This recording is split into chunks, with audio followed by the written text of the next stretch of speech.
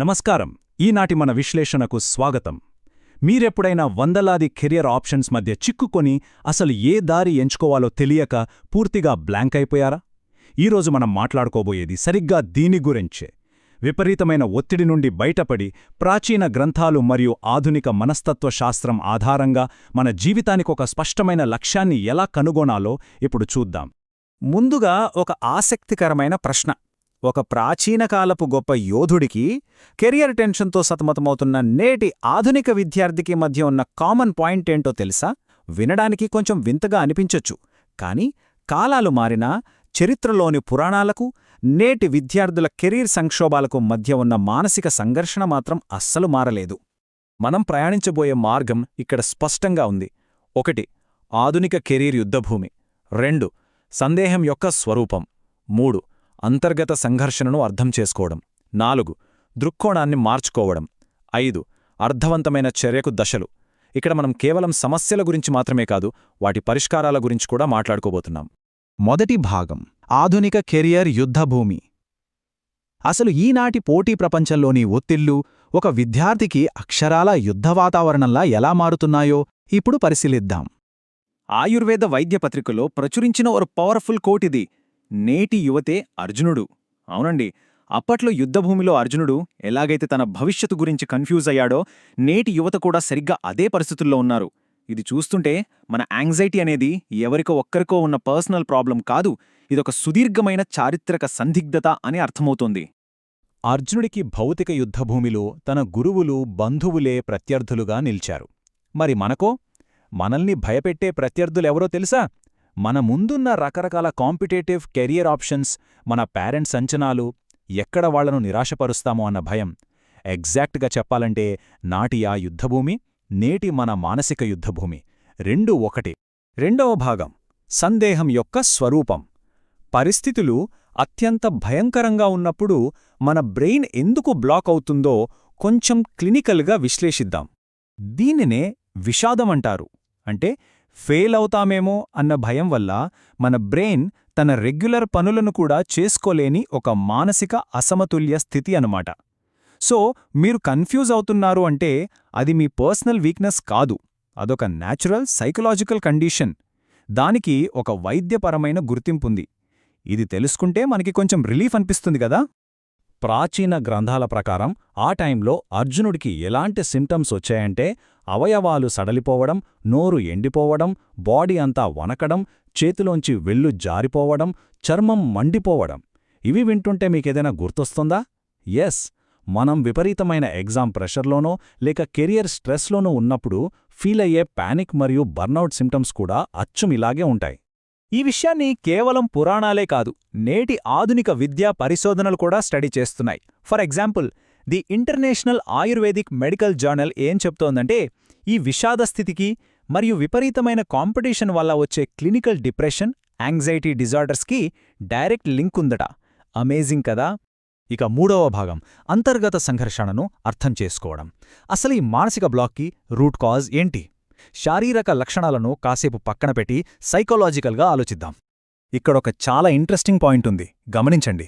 అర్జునుడు తన ముందున్నవారిని కేవలం యోధులుగా చూసినంతసేపు ప్రాబ్లం లేదు. కాని ఎప్పుడైతే వాళ్లను తన సొంత బంధువులుగా, ఎమోషనల్గా చూడటం మొదలుపెట్టాడో అక్కడే అసలు సంక్షోభం మొదలైంది.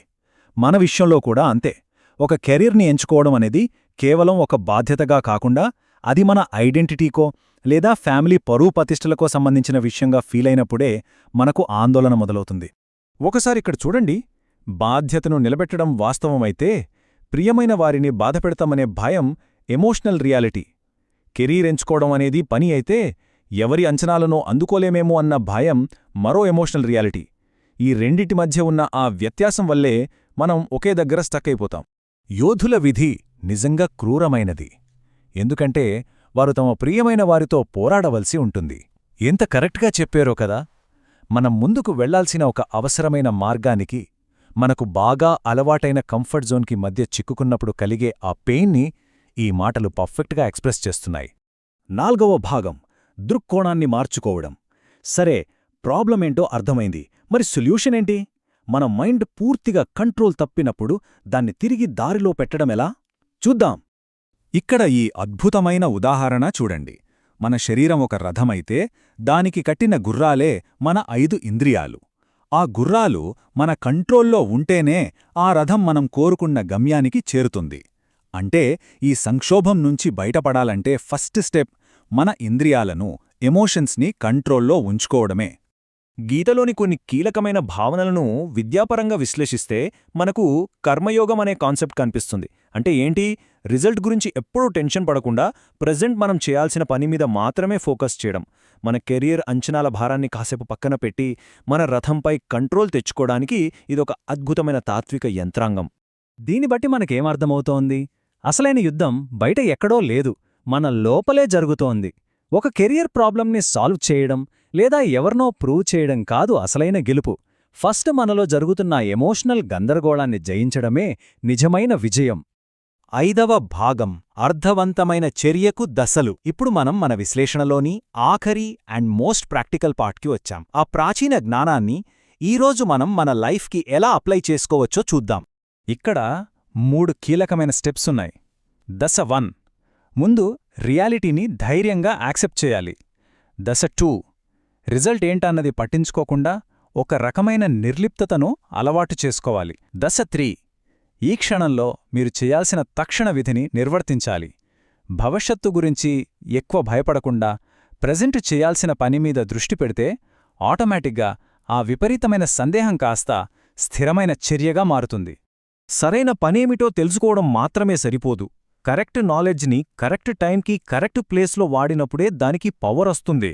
నాకు అంతా తెలుసు అనుకుంటే ప్రయోజనం లేదు. ఆ తెలుసుకున్న విషయాన్ని మీ తక్షణ బాధ్యతకు ప్రాక్టికల్గా అప్లై చేసినప్పుడే మీరు ఆ నిష్క్రియాత్మకత అనే సైకిల్ని బ్రేక్ చేసి ముందుకు వెళ్ళగలరు. సో కేవలం కూర్చుని కంగారు పడే బదులు మనం యాక్టివ్గా చేయాల్సిన పనులు ఇవే. ఎక్స్పెక్టేషన్స్ లేకుండా పనిచేయడం, రిజల్ట్స్ని స్పోర్టివ్గా తీసుకోవడం, అలాగే కష్టంగా ఉన్నా సరే మన బాధ్యతలను వదిలేకపోవడం. ఈ పద్ధతులు ఫాలో అయితే ఈ మోడర్న్ ప్రెషర్స్లో కూడా మనం చాలా కూల్గా, స్టేబుల్గా ఉంటూ అద్భుతాలు సాధించవచ్చు. ముగించే ముందు ఈ చిన్న లాజిక్ ఆలోచించండి.